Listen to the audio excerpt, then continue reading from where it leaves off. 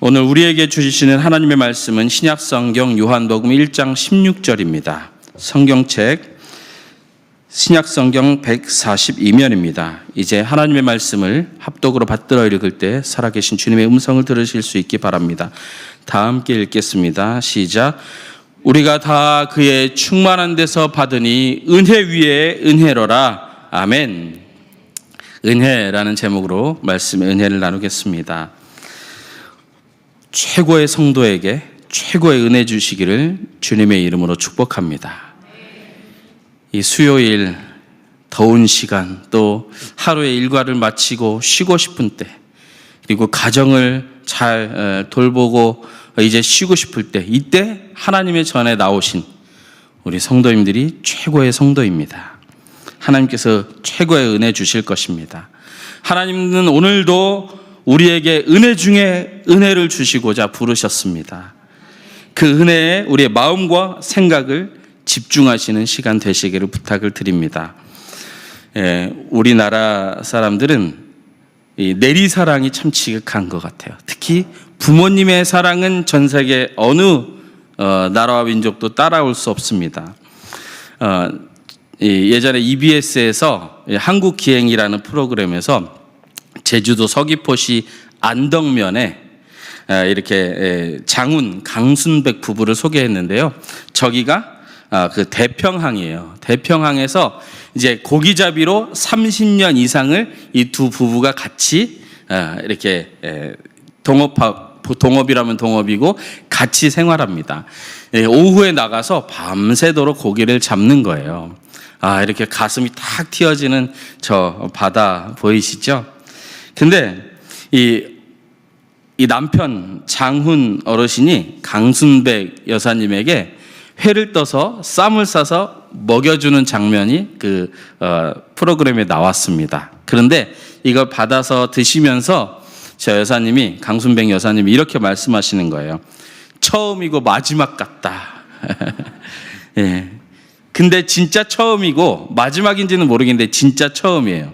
그래서 왜 처음이냐면 오늘따라 그날따라 기분이 너무 좋아서 이 남편분이 회를 뜨신 거예요. 왜 기분이 좋냐면 자바리 6마리, 자바리는 제주 방언으로 다금바리입니다. 자바리 6마리, 돌돔 1마리, 큰 장어 1마리 잡아서 그날 이 일당 뽑고도 남았어요. 그래서 너무 기분 좋아서 30몇 년 만에 잡은 자바리를 회 떠서 아내 입에 넣어준 거예요. 그래서 이 취재 가신 그 리포터가 물어봤어요.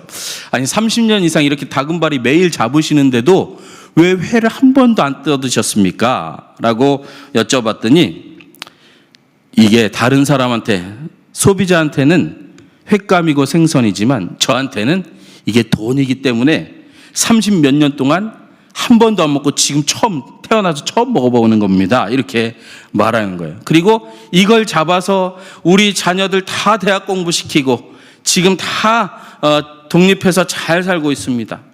이게 돈이기 때문입니다. 왜 안 드셨습니까, 저분들이? 내가 가지면, 내가 취하면 없어지기 때문입니다. 내가 섭취하면 내 자녀들에게 갈 자원이 그만큼 줄어들기 때문에 30몇 년 동안 한 번도 안 드신 거예요. 희소하기 때문에 그렇습니다. 그런데 저 자발이 먹으면 좋고 안 먹으면 그만이잖아요. 근데 하나님의 은혜는 그런 게 아니에요. 하나님의 은혜는 고귀하고 귀하고 이래서 이거 다른 사람 주고 내가 소중하게 생각하는 그 사람에게 주고 나는 받지 못하는 그런 은혜가 아닙니다. 왜냐하면 그리스도에게는 14절에 보듯이 은혜와 진리가 충만하십니다. 그리고 우리는 그분의 충만한 데서 우리는 받아 누리는 사람들이기 때문입니다. 그래서 우리에게는 풍성함이 있습니다. 그래서 우리는 은혜를 이 은혜 누가 받았으면 좋겠는데, 이 은혜 누구에게 가야 되는데, 이 생각이 아니라 내가 받아야 됩니다. 내가 먼저 받아야 되고 내가 많이 받아야 된다. 이 생각이 먼저 있어야 됩니다. 옆에 같이 오신 분은 같이 오신 분 바라보시고 같이 안 오신 분은 같이 안 오셨어도 돼요. 옆에 계신 분 한번 보세요. 이렇게 먼저 인사해 주세요. 오른쪽에 계신 분이 은혜 제가 먼저 풍성히 받겠습니다. 이렇게 인사해 주실까요? 왼쪽에 계신 분이 네, 그렇게 하십시오.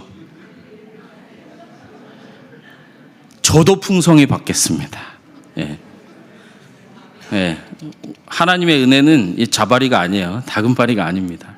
누가 가져간다고 내 몫이 줄어드는 게 아닙니다. 부어주시고 또 부어주시는 것입니다. 그래서 오늘 본문은 은혜 위에 은혜로라 라고 말하고 있습니다.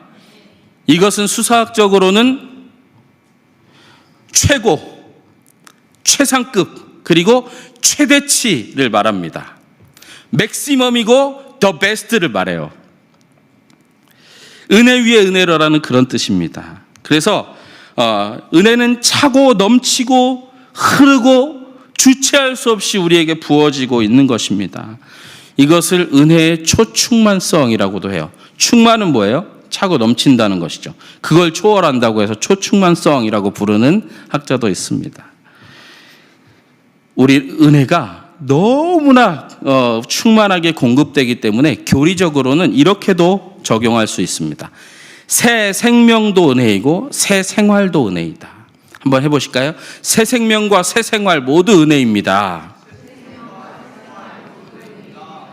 다시 말하면 칭의와 성화 모두 은혜입니다. 그리스도를 영접한 것도 은혜이고 그리스도인으로 살아가는 것도 은혜로 되는 거예요.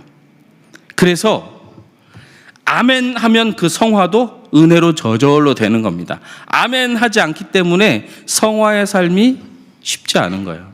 여러분, 범선을 한번 생각해 보십시오. 저 대항의 범선을 생각해 보세요. 돛을 올리고 순풍이 불면 그냥 확 가는 거잖아요. 네. 그렇게 은혜는 그런 거예요. 우리가 그리스도인의 삶으로 목적을 세우고 합당한 삶을 사는 거 그렇게 가는 겁니다. 돛을 올리는 게 아멘이에요. 근데 아멘 하지 않고 노를 저어서 간다고 생각해 보세요. 얼마나 힘듭니까? 가긴 갈 수 있겠지만 힘들어요. 그래서 우리는 새 생명, 예수 믿은 것, 새 생활, 그리스도인답게 사는 것 다 은혜로 해야 되는 것입니다.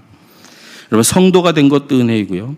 리더로, 코치로 교회를 위해서 봉사하는 것도 은혜이고, 각종 봉사팀에서 헌신 사역자로 주님께서 기뻐하시는 교회 공동체의 귀한 역할을 감당하신 것도 다 은혜입니다. 하나님의 하나님의 영광을 높여드리고 교회의 유익이 되고 덕이 되는 것, 직분자로서 중직자로서 섬기는 것 다 은혜인 것입니다. 그래서 여러분, 하나님께서 은혜 주신다. 그래서 나는 할 수 있다. 이 은혜는 누구 먼저 받아야 된다? 나보다 열심히 신앙생활하는 저 집사님이 받아야 된다? 아니에요. 나 먼저 받아야 된다. 그리고 내가 더 많이 받아야 된다. 이 마음으로 주님께 매달리셔야 됩니다.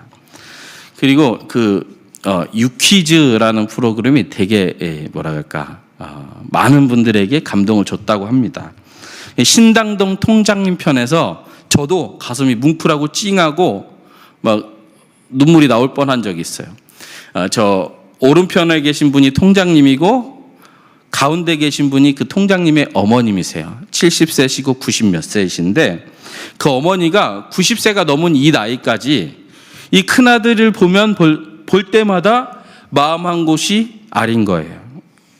마음 아프고 슬픈 거예요. 슬픈 것이 남아 있습니다. 큰아들을 볼 때마다. 유재석 씨에게 그렇게 말한 거예요. 그래서 유재석 씨가 어머니 지금 이 연세 드시기까지 뭐가 그렇게 아드님 보실 때 마음이 짠하냐 그랬더니 많이 지원해 주지 못한 거.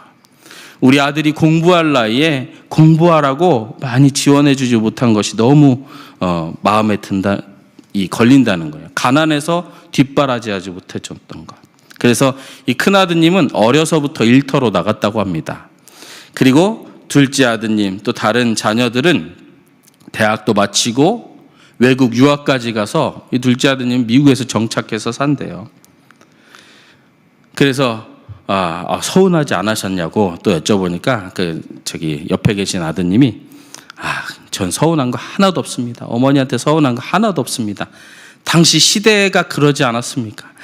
그 시대는 그랬습니다. 그리고 나는 가장이라고 생각해서 다른 거 누리려고 하지 않고 가장이기 때문에 누림보다 베풀어야 된다고 생각해서 이거 다 한 거지 내 서운하게 생각한 거 하나도 없습니다 라고 말합니다. 여러분, 누군가 잘 되길 원하는 것, 누군가의 신앙생활이 잘 되기를 원하면서 내가 중보하고 힘을 쓰는 것, 소중한 것, 신앙의 덕목입니다. 그런데 나의 신앙에 초점을 맞추지 않고 그것을 하는 것은 안타깝고 어리석은 거예요. 여러분, 세상은 자원이, 기회가 한정되어 있기 때문에 나는 이 기회를 누리는 것보다 다른 사람 베풀어 줘야지 할 수 있습니다. 또 나보다 내 동생이 훨씬 영리하고 공부 잘할 것 같으니까 나는 열심히 일해서 동생 뒷바라지 해야지. 이거 칭찬받을 만한 일입니다. 그래서 누구라도 더 많은 이 성과를 성취하면 되는 것이죠. 근데 주님과의 관계에서는 그러면 안 됩니다. 왜냐하면 세상은 자격을 따지고 기준을 따지고 이 사람이 합당하니까 기회를 이 사람에게 줘야지 하지만 주님의 은혜는 그렇게 주는 것이 아닙니다.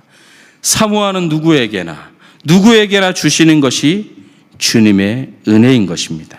그래서 주님과의 관계에 있어서는 제 자격이, 제 형편이, 제 현재의 모습이 이렇습니다.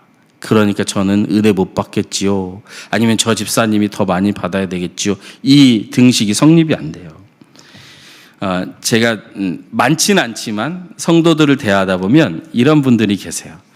이 부인이랑 자녀들 신앙생활 열심히 하는 거 너무 흡족해하고 많이 이렇게 도와주려고 하고 지지하고 응원하는데 정작 본인은 교회 생활에 열심을 안 내요. 못 내요.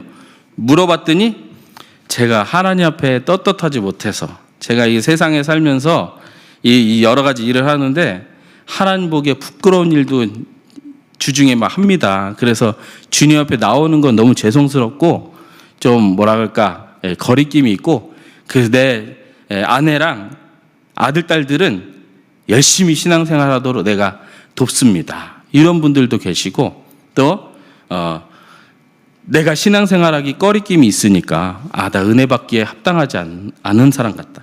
성도님들 바라보면 다 거룩하신데 나는 거룩하지 않은 것 같아. 그런데 우리 가족들은 정말 그 거룩한 생활하는 것, 예배 드리는 거 너무 기뻐서 차로 다 모셔다 오시고 예배 들어가게 하시고 본인은 이제 차에서 기다리시고 나중에 예배 끝나고 다시 태워서 대구로 가시거나 또 맛있는 음식점으로 가시거나 그런 분들도 계셔요. 근데 하나님의 은혜는 그런 게 아니에요. 내가 스스로 나 자격 없습니다 하는 그분일수록 더 은혜를 구해야 되는 것입니다. 이 선배님이나 또 친구들 중에도 아직 예수 안 믿는 오이코스들이 계세요. 계속 전에도 반응이 이런 분들이 계십니다. 열심히 믿어. 나는 죄가 많아서 하나님 앞에 가기가 부족하니까 너가 나를 위해서 주님을 위해서 주님께 열심히 기도해 줘. 내가 너를 위해서 뭔가 해줄게. 이렇게 하는 분들도 계세요. 그런 하나님 아니에요. 자격이, 기준이, 요건이 필요 없습니다. 나오기만 하면 됩니다. 사모하기만 하면 되는 것입니다. 자격, 역량, 가능성, 자질 이것 묻지도 따지지도 않고 하나님은 주십니다. 이것을 비상응성이라고도 해요. 상응한다는 게 뭐예요? A와 A-가 비슷하기 때문에 맞는다. 하나님의 은혜와 우리는 애초부터 상응하지 않아요. 우리는 은혜받기 합당한 존재 아닌데 하나님 은혜 주셨잖아요. 다른 오이코스들 그리고 아직 신앙의 뜨거움을 체험하지 못한 우리 셀 가족들도 마찬가지입니다. 그에게도 그 은혜가 임할 것을 기대하시기를 부탁을 드립니다. 그래서 내가 주님과의 관계에 있어서는 선물을 받아야 하는데 복을 누려야 하는데 이렇게 해야 합니다. 아까 오른쪽 분이 먼저 하셨죠. 이번 왼쪽 분이 이렇게 말씀해 주세요. 은혜 제가 먼저 좀 받겠습니다. 네. 오른쪽 분이 네 그렇게 하십시오. 저는 더 많이 받겠습니다. 네. 그럼 어떻게 해야 어떻게 넘치도록 은혜를 받습니까? 오늘 요한복음 1장에 예수님을 뭐라고 표현하냐 하면 말씀과 생명이라고 합니다. 태초에 말씀이 계시니라. 말씀이 육신이 되신 분이다 말합니다. 그래서 첫 번째는 은혜 넘치도록 받기 위해서는 어떻게 하냐면 첫 번째는 말씀을 사모해야 합니다.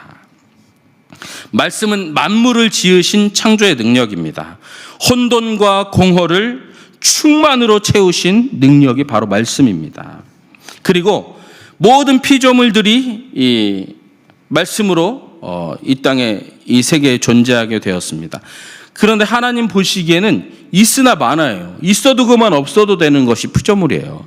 그런데 그 피조물을 하나님 보시기에 좋았더라, 좋게 여기게 중간에서 역할을 하신 분이 바로 중보자, 말씀이신 그리스도입니다. 그래서 우리 구원의 중보자이시기도 하지만 창조 중보자이시기도 합니다.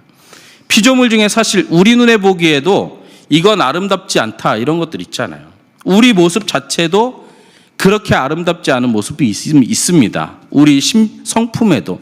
그러나 하나님께서는 그것조차 보시기에 아름다웠다고 하시는데 그건 하나님의 기준에서 그런 것이 아니라 중보자 그리스도, 말씀, 로고스이신 분이 이 피조물들을 중보하셔서 하나님이 보시고 받으시기에 합당하게 여김받게 한 거예요. 그것이 말씀의 능력입니다. 그것이 로고스인 그리스도의 은혜고 창조 중보자이십니다. 겨우 피조물일 뿐인 대상들을 하나님이 사랑할 대상으로 세우신 그 중보자, 그분이 말씀입니다. 그리고 우리는 그 말씀을 사모해야 합니다. 거기에 은혜의 길이 열립니다. 근데 감사하게도 우리 이름교회 성도님들은 이 말씀을 너무너무 사모하세요. 여러분 수요원 성경 공부 오시죠? 네. 그리고 수요원 성경 공부 계속 오시다가 피치 못할 사정으로 한번 빠지시면 어떻게 하는지 아세요? 그 오후나 그 다음날 오셔가지고 막 소중한 걸 찾는 것처럼 오셔가지고 오늘 교재 남는 거 없어요 이렇게 말씀하시는 분들이 우리 성도님들이세요. 그만큼 말씀을 소중하게 여기십니다. 거기에 은혜의 길이 열립니다. 그리고 만나와 예배, 특히 예배자가 되어야 합니다. 예배는 나를 완전히 깨트리고 하나님 앞에 제로인 상태로 나아가는 것입니다. 하나님, 저는 제 스스로가 해머로 저를 다 부셨습니다. 아무것도 아닙니다. 주님 앞에 아무것도 아닌 존재로 나왔으니 말씀으로 저의 심령을 새롭게 빚어주십시오. 이게 예배인 거예요. 근데 이 예전, 리터지, 그러니까 예식, 거기에 앉아있다고 해서 형식적으로 거기에 왔다고 해서 예배가 아니고요. 주의 말씀이 내 안에 들어와야 진정한 예배입니다. 진정한 예배를 경험하기 전까지는 그 예전 형식 속에만 들어와 있어도 뭔가 홀리해지고 거룩해지고 변화된 것 같아요. 제가 이 장례를 어떻게 하면 잘할 수 있을까 막 다니다가 성당까지 여러 군데 다녀봤어요. 근데 엄청 은혜 받았습니다. 일단 참석 수가 200명이 넘어요. 그 미사 있는 그 시간에 장례를 해요. 그리고 거기에 들려오는 이제 음색들, 그러니까 음의 음정 또 이런 박자 이런 것들이 사람을 이 땅이 아니고 뭔가 다른 곳에 있는 것처럼 만듭니다. 뭐냐, 보통 이런 의미거든요. 이런 게 1시간 동안 진행된다고 생각해 보세요. 내가 세상에 있지 않고 다른 곳에 있었다. 그리고 서로 기도를 주고받는데 신부님과 성도님들이 그리스도의 은혜가 성도에게, 그러면 성도님들은 또한 사제에게 이렇게 하는데 제 이 말투가 아니고 제가 따라해서 죄송하지만 이렇게 하시더라고요. 그리스도의 은혜가 성도에게 그리고 또한 사제에게 이거보다 좀 더 거룩하게 하시는데 그런 예식을 1시간 동안 앉아있으면 저절로 제가 거룩해진 것 같고 뭔가 이 세상 사람이 아닌 것 같아요. 근데 진짜 예배, 말씀으로 내 마음을 충격을 가하는 그 진짜 예배를 경험하면 이거 다 필요 없다는 거예요. 유럽에 1555년에 아우스부르크 평화 조약이 체결됐습니다. 조약이라기보다는 뭐라 그럴까요? 평화 이 협의가 체결됐는데요. 이 당시 유럽의 대세는 로마교, 천주교예요. 다 이런 예식으로 온 유럽이 가득 찹니다. 어디를 가든 이 예식에, 이 예전에, 이 미사에 참여할 수 있어요. 근데 이거 아니다. 면죄부 판매 그거 정당한 거 아니다. 하나님 말씀. 그 예식은 다 라틴어로 설교해요. 프랑스 사람이든 독일 사람이든 영국 사람이든 설교가 다 라틴어, 찬양이 라틴어예요. 네. 그래서 그 예배만 참석해도 뭔가 달라진 것 같지만 진짜 내 말로, 내 언어로 하나님이 나에게 주신 말씀을 체험한 사람은 이거 다 필요 없다는 거예요. 그래서 1555년에 이 아우스부르크 평화 협의가 있은 이후에 사람들이 이 내용은 뭐냐면 이 봉건 제후가 통치하는 그 지역의 종교는 제후를 따른다 이거예요. 그 전에는 다 카톨릭이었는데 개신교, 그러니까 개혁교회, 루터, 칼빈, 쯔빙글리 이런 사람들이 개혁했잖아요. 그 도시에는 사람들이 물밀듯이 몰려오는 거예요. 특히 스위스 제네바는 칼빈이 이 종교개혁자 칼빈이 말씀, 오직 말씀 솔라 그로티아, 말씀 안에서 이 계속 예배의 말씀의 은혜를 전했지 않습니까? 스위스 제네바로 사람들이 물밀듯이 오는 거예요. 당시 봉건 제후들은 이 카톨릭, 그러니까 로마교를 계속해서 지키려고 했습니다. 왜냐하면 기득권이 있잖아요. 더 이상 투입하지 않아도 그 교황님이 내 정치적인 권력과 또 안위를 위해서 공급해 주는 것이 있어요. 그런데 성도들은 그게 아니에요. 일반 평민들은 그게 아니에요. 내가 들을 수 있는 말, 내가 들을 수 있는 말로 하나님의 음성이 내 안에 들린 것, 그 자체가 생명과 재산을 다 포기하고도 그 말씀 하나만 붙들어도 만족한 거예요. 그래서 다 버리고 아브라함처럼 본토 친척 아비의 집 다 버리고 제네바로 가는 거예요. 스위스로, 말씀 있는 곳으로. 거기에서 은혜가 있기 때문에요. 그 한 70년 후에는 1620년에는 청교도들이 메이플라워호를 타고 미주 대륙으로 이주하지 않습니까? 진짜 말씀대로 한번 예배하고 살아보려고요. 우리나라 선조들도 참 대단합니다. 선교사님들이 들어오기 전에 말씀 배우러 만주로 간 사람들이 우리 민족이에요. 전 세계 선교 역사상 아주 독특한 케이스인데 선교사들이 들어오기 전에 선교사들이 있는 곳으로 찾아간 거의 유일한 민족이 우리 민족입니다. 1879년에 로스 선교사가 만주에 이렇게 왔는데요. 그 뒤로부터 한 4년 뒤에 이 백홍준, 김성기, 이성하, 이응찬 이분들이 1878년에 맥킨타이어 선교사님한테 와서 세례를 받습니다. 그때 이제 1879년에 로스 선교사님이 본국의 선교본부에 편지를 보내는데 이 맥킨타이어는 4명의 조선인들에게 세례를 주었다. 놀라운 열매들이다. 조선이 서구 나라들과 접촉을 철저하게 격리하고 있지만 그 쇄국은 언젠가 무너질 것이고 조선인들은 중국인보다 더 크게 하나님 앞에 나올 것이다 라고 말합니다. 그 당시에 흥선대원군이 이 쇄국정책 아주 서슬퍼런 때예요. 1871년에 척화비를 세우기 시작해서 전국에 막 퍼지기 시작한 그때인데 1878년에 세례 받았습니다. 나중에 이렇게 말해요. 작년에 4명의 조선인이 세례를 받았으며 이들 외에도 기독교의 본질과 교리를 탐구하는 11명의 다른 사람들이 있고 현재 동일한 수의 사람들이 조선민족을 위해 성경과 기독교 문학을 준비하는 우리의 문서 사업을 위해 7, 8일이 걸리는 우리 선교본부까지 기꺼이 온다. 국경 넘어서 만주까지 8일 동안 걸어서 온다는 거예요. 말씀 배우러. 여기에 기독교회를 향해 열려있는 새 민족, 새 나라, 새 언어가 있다라고 로스 선교사님이 본국 선교 편지에 나와요. 우리나라 새 나라, 새 민족이 되지 않았습니까? 이것이 은혜 받는 것입니다. 말씀을 사모하는 것이 은혜 받는 길입니다. 또 하나, 넘치도록 은혜를 받기 위해서는 두 번째, 생명을 나타내야 합니다.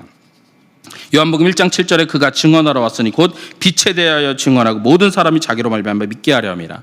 증언하기 위해서, 빛에 대해서 증언하기 위해서 왔다고 합니다. 생명을 나타낸다는 것은 그리스도를 높여드리는 것이고 하나님의 영광을 드높이는 것입니다. 우리 어떻게 그렇게 할 수 있습니까? 여러 가지 방법이 있지만 축복함으로 하나님의 영광을 높일 수 있습니다. 여러분, 하나님께서 창조 사역을 다 마치신 이후에 어떻게 하셨습니까? 힘드니까 쉬셨다. 축복하시면서 안식하셨다. 어떤 것입니까? 네, 힘들어서 쉬셨다 아니에요. 네. 창조가 완벽하기 때문에 더 이상 덧칠하면 망가지는 거기 때문에 창조 사역은 멈추셨지만 축복 사역은 본격적으로 시작하신 것입니다. 우리의 안식도 그러해야 하는 것입니다. 여러분, 토요일 주일날 쉬잖아요. 힘들어서 쉬는 것, 육신의 연약함이 있기 때문에 당연한 거예요. 근데 힘들어서 쉬고 끝! 이러면 안식이 아니에요. 휴일이니까 남들 다 찾아다니는 맛집 찾고, 휴일이니까 남들 다 쉬는 대로 쉰다. 그건 온전한 쉼을 누린 게 아니에요. 그것도 중요하지만 축복하기 위해서 쉬는 것입니다. 하나님도 축복하시기 위해서 안식하셨습니다. 평소에도 여러분 가족들 응원하고 격려하고 지지하시죠? 그런데 거기에는 성과가 개입돼 있어요. 공부 잘하도록, 회사 잘 다녀오도록, 성과 잘 내도록, 이런 거 포함되어 있는 지지와 격려와 응원입니다. 그런데 주일만큼은 그런 거 다 생각하지 않고 이 내 아들, 딸, 내 배우자, 내 부모님 존재만으로도 하나님께 축복받을 수밖에 없는 존재이다. 이것을 염두에 두시고 축복하는 날이 주일입니다. 여러분, 휴가철이죠. 이 휴가철에 남들 다 하는 대로 편안하게 쉬고 재밌게 쉬고 왔다. 이것도 잘하신 거지만 거기에 플러스가 있어야 돼요. 뭐냐면 축복하셔야 됩니다.